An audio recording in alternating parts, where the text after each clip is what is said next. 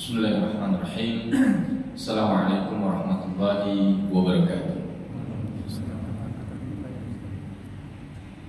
Cukup. Innalhamdulillah nahmaduhu wa nasta'inuhu wa nastaghfiruh wa na'udzu billahi min shururi anfusina wa min sayyiati a'malina may yahdihillahu fala mudilla lahu wa may yudlil fala hadiya lahu.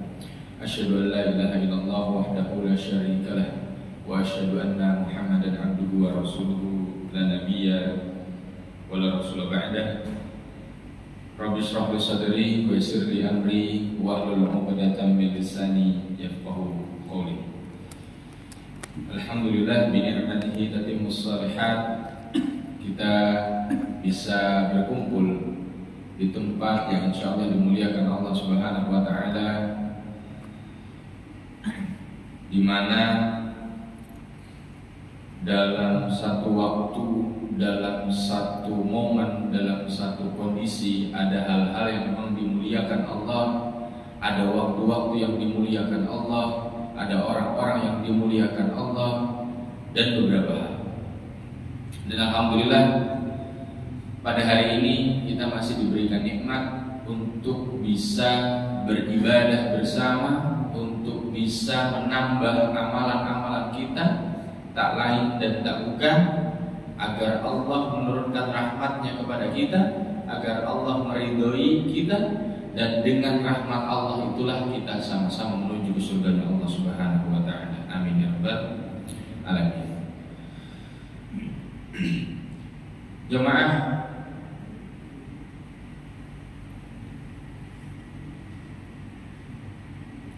salat subuh ke Masjid Jabal Salam yang dirahmati Allah Subhanahu wa taala.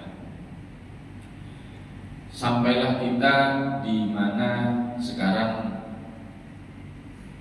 tahun Hijriah 1445, gitu ya. Secara jumlah bilangan, tentunya terus bertambah. 1442, 1443, 1444, 1445. Tapi hakikatnya secara makna itu adalah berkurang. Usia manusia terus bertambah, tapi secara makna usia manusia terus berkurang. Dan inilah yang melandasi kenapa kita diminta untuk terus selalu bermuhasabah, untuk terus selalu berintrospeksi. Sebagaimana disampaikan dalam surah Al-Hasyr, a'udzu billahi minasyaitonir rajim. Ya ayyuhalladzina amanu ittaqullaha wal tanzur nafsum ma qaddamat lighad wattaqullaha innallaha khabirum bima ta'malun. Dalam ayat ini kita diminta untuk melihat apa yang akan terjadi di hari esok. Artinya kita itu disuruh introspeksi, melihat nanti kelak pada yaumul qiyamah saya sudah siap atau belum. Kematian itu pasti datang, pasti. Waktunya kapan? Nggak tahu. Nah, kita disuruh melihat besok amalan apa yang sudah saya siapkan, perbuatan apa yang sudah saya lakukan. Tentunya bagaimana cara kita melihat ke depan? Tentunya introspeksi dengan amalan-amalan kita yang sebelumnya, perbuatan-perbuatan kita yang sebelumnya. Di situ kita bisa menimbang bagaimana kita melihat masa depan. Contoh, kalau misalkan yang masih muda gitu, atau zaman kita dulu masih sekolah, kamu nanti mau kuliah di mana? Kamu nanti mau kerja di mana? Nah, itu kan kita melihat kemarin kalau kita mau kerja misalkan menjadi engineer, berarti sebelumnya sudah berapa ilmu teknik yang sudah dikuasai gitu ya. Nanti masuknya IPA atau IPS biasanya begitu. Kedepannya pengen menjadi dai, Bagaimana ilmu dari awal landasannya, anak-anak ini dimasukkan ke pesantren misalkan atau ke sekolah-sekolah yang berbasis agama, di mana di sana diajarkan agama, di mana di sana diajarkan untuk menghafal Al-Quran, menghafal beberapa hadis, mengkaji kitab-kitab kuning. Nah ini kita melihat dari masa lalu kita atau masa sebelum kita.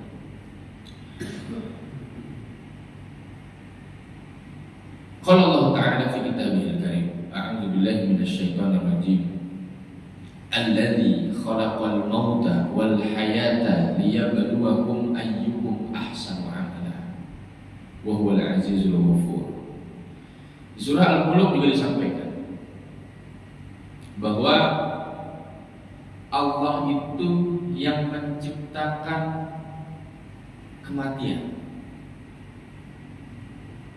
Alladzi khalaqal mauta wal haya, menciptakan hidup dan mati. Jadi nanti kita akan dihidupkan setelah kita mati, yaitu amal akhirat. Liyabluwakum ayyukum ahsanu amala, untuk melihat, untuk mengetahui, untuk menjadi tolak ukur ayyukum ahsanu amala. Siapa nanti di antara kita tuh yang amalnya paling baik? Di dalam surah Al-Mulk ini tidak disampaikan bapak-bapak, ibu-ibu, jemaah, enggak disampaikan liyabluwakum ayyukum aktsaru amala, tapi ahsanu amala. Siapa yang amalannya paling terbaik, bukan siapa yang amalannya paling banyak. Ini apa artinya? Menandakan bahwasanya kuantitas itu tidak menjamin, belum tentu menjamin kualitas. Di zaman, kalau misalkan hidup di zaman Rasulullah SAW, gitu, kita bisa melihat, merujuk kembali ke 1400 atau 1470-an lah, atau 1450-an, begitu. Banyak para sahabat baru masuk ke agama Islam, begitu, baru masuk ke dalam agama Islam, lalu mereka wafat dan mereka dijamin masuk surga.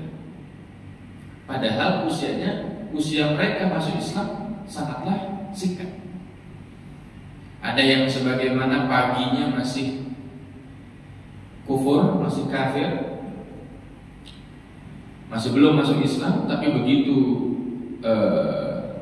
siangnya meninggal di jalan Allah, syahid. Rasulullah sampaikan surga baginya. Quality.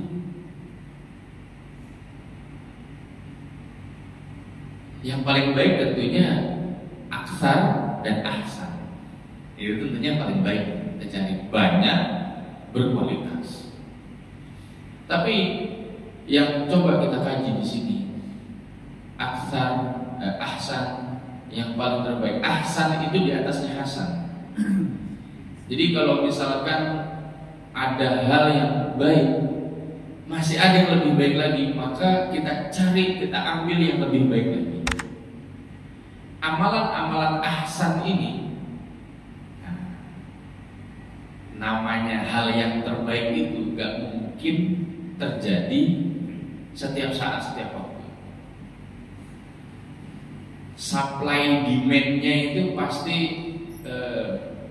permintaannya itu banyak, tapi kebutuhan barangnya itu, kebutuhannya itu sedikit, spesial. Ini yang membuat menjadi berkualitas, bermutu. Contoh, ada satu malam di antara Allah memilih satu malam di antara malam-malam yang lain, yaitu malam Lailatul Qadar. di mana ada satu malam yang malam itu amalannya seperti 1000 bulan. Nggak bisa setiap hari. Walaupun kenyataannya sholat malam itu afdol setelah sholat fardu. Afdol sholat ba'dal faridah sholatul lail. Jadi afdolnya sholat itu setelah sholat fardu itu adalah sholat malam. Tapi tidak bisa semua malam dijadikan amalannya yang spesial.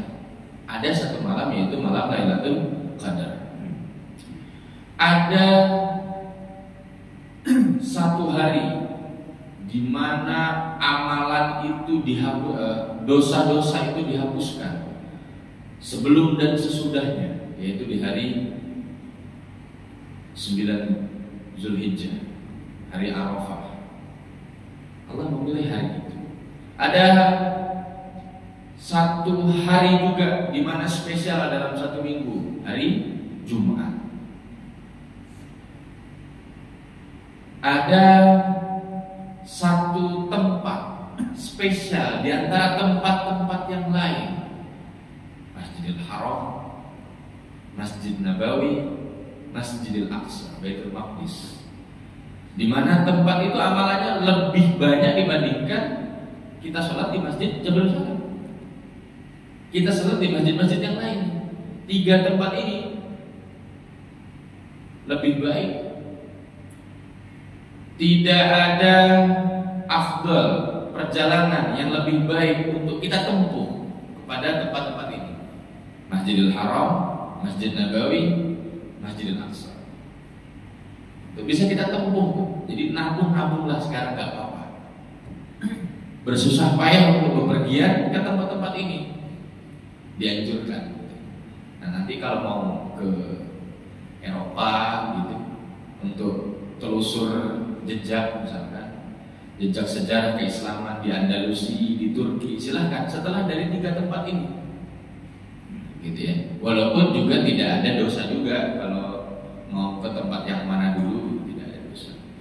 Nah, tapi kan kita mencari konteksnya di sini adalah ahsan muamalah. Kita mencari amalan apa yang paling ahsan, maka cari amalan-amalan ahsan.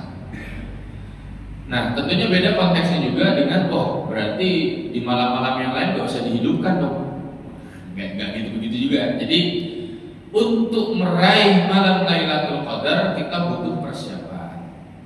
Persiapannya malam-malam hari-hari biasanya, agar pas malam di Lailatul Qadar kita bisa hidup di malam itu. Kita bisa menghidupkan, kita bisa hidup, kita bisa memperbanyak amal kita agar amal kita di malam itu berkualitas. Seperti itu. Ada satu bulan Allah memilih bulan-bulan di antara bulan-bulan lainnya, dan ini mempunyai spesial, di mana Ramadan itu adalah bulan Al-Quran.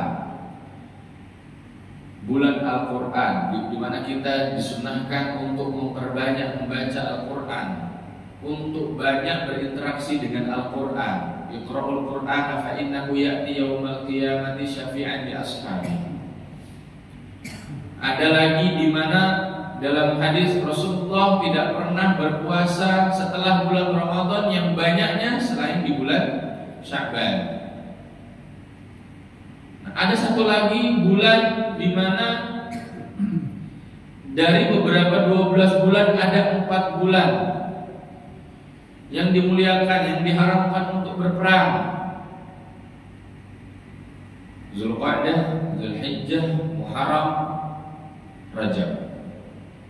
Di antara 12 bulan ada 4 bulan ini adalah bulan-bulan Ashhurul Hurum, bulan yang diharamkan.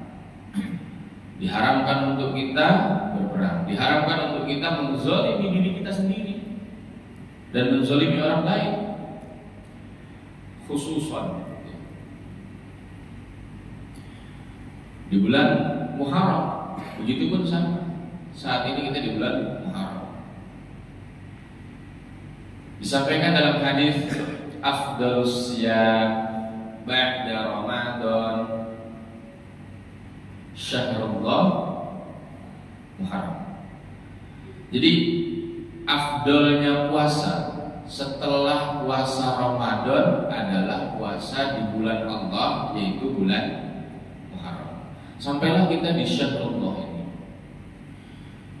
Disunnahkan bagi kita berpuasa. Tadi kan pertanyaannya, Rasulullah tidak pernah banyak puasanya selain di setelah bulan Ramadan, yaitu bulan Sya'ban. Banyak Rasulullah itu berpuasa. Walaupun Rasulullah tidak pernah berpuasa penuh, hanya 1 bulan saja, yaitu di bulan Ramadan. Di bulan yang lainnya Rasulullah tidak pernah berpuasa penuh. Rasulullah selalu selang-seling. Jadi tidak berpuasa penuh. Afdol. Dalam hadisnya, afdolnya puasa setelah puasa Ramadan adalah puasa Muharram. Kenapa Rasulullah tidak melakukan puasa sebanyak seperti yang Rasulullah lakukan di bulan Sya'ban, tapi Rasulullah melakukan di bulan Sya'ban, tidak di bulan Muharram? Ulama berpendapat bahwasanya ada sebagian ulama berpendapat bahwasanya Rasulullah baru mengetahui setelah ini turun. Ada yang mengatakan juga setelah dalil ini turun, gitu, baru Rasulullah mengetahui keutamaan bulan Muharram, baru Rasulullah melakukan puasa. Tapi Rasulullah sudah keburu wafat, jadi tidak berpuasa sebanyak bulan Sya'ban. Di bulan Muharram dianjurkan untuk banyak kita berpuasa di awal-awal 10 hari bulan Muharram. Dalil yang pertama yaitu agar kita menyelisihi amalan ibadah tasyabuh, menyamakan amalannya orang-orang Yahudi yang mereka berpuasa di 10 Muharram atau di Asyura. Sebagian yang lain, bagaimana cara menyelisihinya supaya kita tidak tasabuh menyerupai amalan ibadah umat yang lain? Berpuasa pula di Tasu'a, di tanggal 9 Muharram. Sebagian ulama yang lain ditambahkan lagi 9, 10, 11. Jadi ini baik, jadi tidak hanya di bulan Asyura saja, untuk membedakan tasabuhnya kita, menyamakan amal ibadah kita dengan umat yang lain. Sebagaimana contoh syariat azan. Syariat azan ini dikemukakan atau diusulkan oleh sahabat Umar bin Khattab, karena tidak ada panggilan sholat sebelum itu.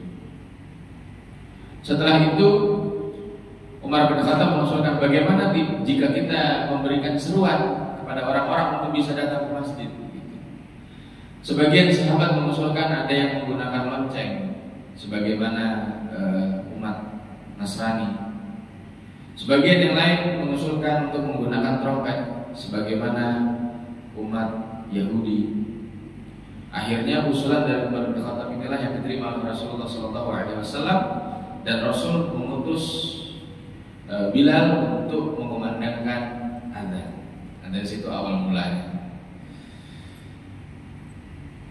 Jadi supaya tidak tasabuh, supaya tidak sama amal ibadah dengan umat selain daripada muslim. Selanjutnya,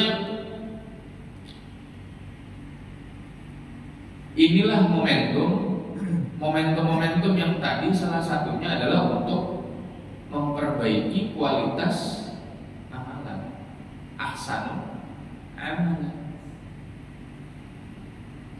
Jadi quality kita agar lebih baik, agar lebih mantap, agar lebih Masya Allah. Ini kita diminta untuk terus ahsan amalan setiap hari. Maka hendaklah kita melihat nafsu ma qaddamat li. Kita melihat masa depan saya. Ini kira-kira kita sudah bisa menimbang, kita sudah bisa melihat gimana saya ke depannya nanti seperti apa, masa depan saya di akhirat nanti seperti apa. Amalan sudah berapa? Dalam sehari kita itu sudah menghabiskan apa saja amal soleh yang sudah kita lakukan. Boleh jadi selama ini kita itu hanya fokus kepada kuantiti. Sholat kita fokus kepada kuantitas, bacaannya, tahsin Al-Qur'annya tidak kita perbaiki. Al-Fatihahnya saja yang sebagai rukun sholat saja masih bermasalah, makharijul hurufnya. Maka mulai sekarang, ya Allah, perbaiki dari mulai yang kecil. Bab tohar, pelajari bab tohar. Bagaimana cara bersuci kita? Ini sudah benar apa belum? Wudu kita sudah sempurna atau belum? Hal yang paling simpel sederhana. Dari wudu itu, dari tohar itu akan menentukan kualitas amal ibadah yang lain. Menentukan apa? Sholatnya. Sholatnya apa? Wudunya bermasalah, toharnya bermasalah, maka sholatnya pun pasti bermasalah. Tadi akhirnya apa? Kuantiti, jumlah sholat. Sholatnya tidak tumaninah seperti di mana itu tempat? Allahu Akbar, Allahu Akbar, Allahu Akbar, Allahu Akbar, Allahu Akbar.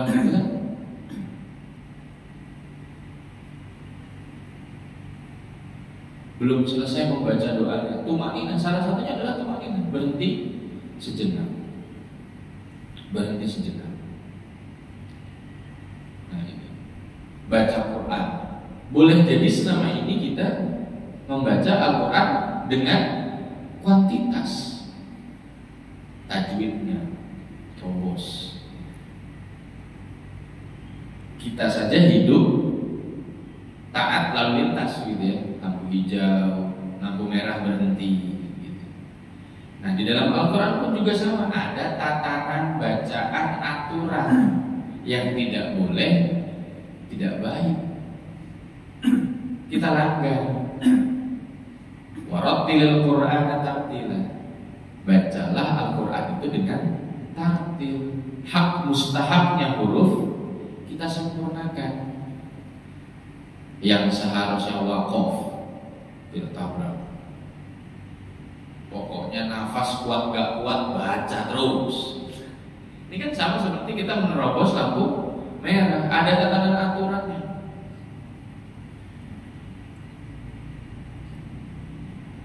Tidak bisa juga dalam Al-Quran itu sembarang menafsirkan. Nggak ada aturan-aturannya, tafsirnya, mempelajari tajwidnya, mempelajari tahsinnya. Maka mulai sekarang kita introspeksi. Kita ini selama ini sudah ahsanu amalan atau aktsaru amalan, quantity atau quality. Ini yang menjadi introspeksi bagi diri kita. Usikum wa iyaya nafsi bitaqwallah. Setiap hari Jumat kita selalu diingatkan oleh khatib, bertakwalah kepada Allah dengan sebenar-benarnya takwa. Nah, untuk memperbaiki kualitas takwa itu, kita perbaiki kualitas amalan. Sudah berapa kita pelajari selama ini, kita ikut kajian, selama ini kita ikut majelis taklim, kita ikut majelis dzikir, gitu ya. Berapa ini amalan quality kita? Sudah berapa ilmu yang kita tahu, kita amalkan dan kita sebarkan?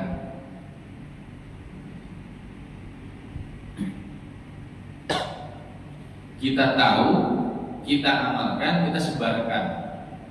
Kita praktekkan, kita sebarkan. Sudah berapa ini? Nah, ini kita akan untuk memperbaiki quality kita, salah satunya. Ahabul amal, amalan yang paling Allah suka, yang paling Allah cintai, adwamuha wa in qalla, yaitu konsistensi walaupun itu sedikit. Jadi sedikit tapi konsisten, terus kita lakukan, terus kita lakukan. Baca Quran sedikit, tapi terus kita lakukan dengan introspeksi. Ini sudah bacanya sudah benar atau belum? Mungkin di masa muda kita dulu belum sempat atau tidak banyak tempat-tempat tahsin Al-Quran, tidak banyak tempat-tempat yang bisa memperbaiki kualitas bacaan Al-Quran kita. Mulai saat ini udah banyak sekarang. Mau dari yang tingkat anak-anak balita, anak-anak kecil, remaja, sampai dewasa, lembaga tahsin banyak bertebaran di mana-mana. Mau yang hadir offline langsung atau mau yang online, ada semuanya. Medianya sudah tersedia, tinggal kita mau apa tidak, siap apa tidak. Nah ini mulai semenjak dari saat ini kita introspeksi diri dengan momentum tahun ini hijrah gitu. Tahun hijriah saja itu diambil dari mana? Hijrah yang diusulkan oleh siapa? Umar bin Khattab. Yang diusulkan di zaman Umar bin Khattab. Bahwasanya waktu itu, jadi sejarahnya hijriah itu ada awal itu sejak kekhalifahan Umar bin Khattab. Waktu itu Abu Musa al-Asy'ari itu sedang menulis surat ya. Zaman dulu belum ada HP seperti sekarang ya, menulis surat. Yang tertera itu hanya tanggal dan bulan saja. Misalkan 1 Muharram ditulislah surat. Jadi tidak ada tahunnya. Orang-orang berpatokan pada tahun sebelum ada tahun Hijriah ini, orang-orang berpatokannya apa? Tahun gajah, misalnya seperti itu. Makanya kita tidak kenal Rasulullah itu lahir 12 Rabiul Awal, tahunnya apa? Tahun 1 Hijriah gitu kan nggak ada. Karena Hijriah itu diambil dari hijrahnya Rasulullah SAW dari Mekah ke Madinah. Jadi tahun itu baru ada. Jadi pada waktu itu bilangnya apa? Ya tahun gajah. Kenapa tahun gajah? Karena pada waktu itu pasukan Abraha menyerang Ka'bah. Jadi dinamakan dengan tahun gajah, Amul Fil. Seperti itu. Lahirnya Amr bin Yasir, Amul Fil. Lahirnya Rasulullah SAW, Amul Fil. Dan setelah itu nggak dituliskan tahunnya. Akhirnya pada saat itu Abu Musa yang pada waktu itu menjadi gubernur di masa kekhalifahannya Umar bin Khattab bingung setelah menyortir surat-surat dari khalifah, bingung ini penulisannya tahun berapa ini, tanggalnya ada yang mirip-mirip ini. Untuk bisa mengklasifikasi surat menyurat pada waktu itu kan bingung kan, menyesuaikan tahunnya yang mana yang keluar duluan fatwanya misalnya, mana yang selanjutnya keluar setelah itu. Bingung. Akhirnya pada waktu itu dikumpulkanlah para sahabat di zaman itu, diusulkanlah zaman Umar untuk membuat tahun. Diambillah para sahabat, ada yang mengusulkan tahun diambil sejak kelahiran Nabi Muhammad SAW.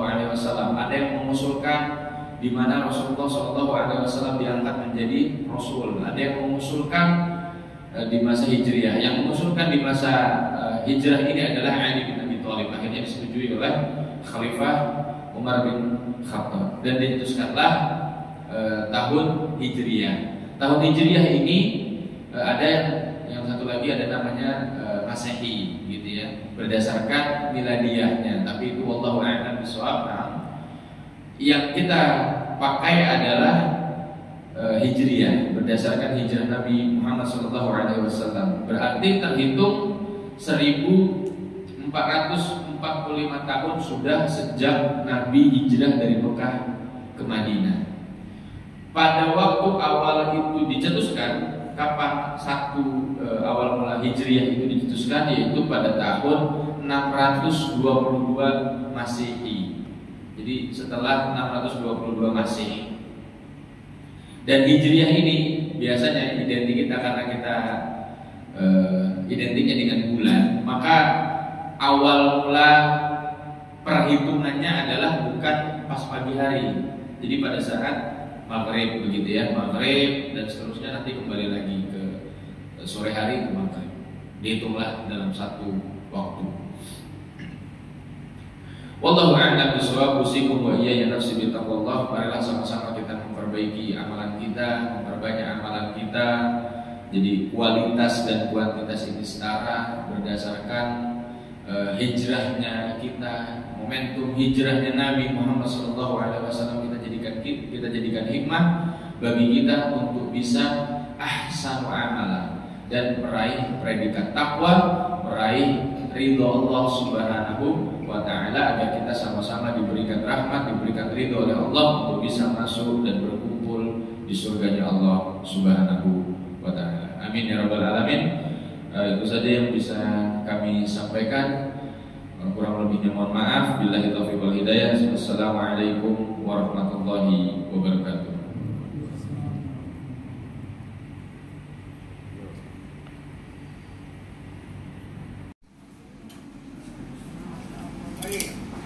Ini dia.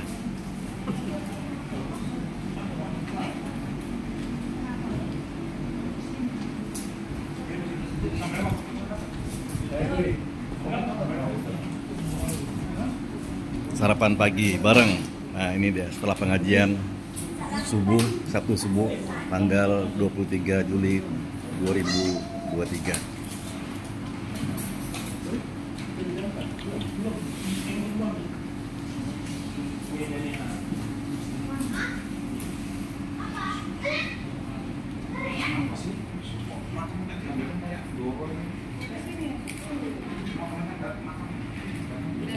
Tambah bro. Ya. Picu itu artinya Yang nikmat bro, supaya semesa lebih kencang bro.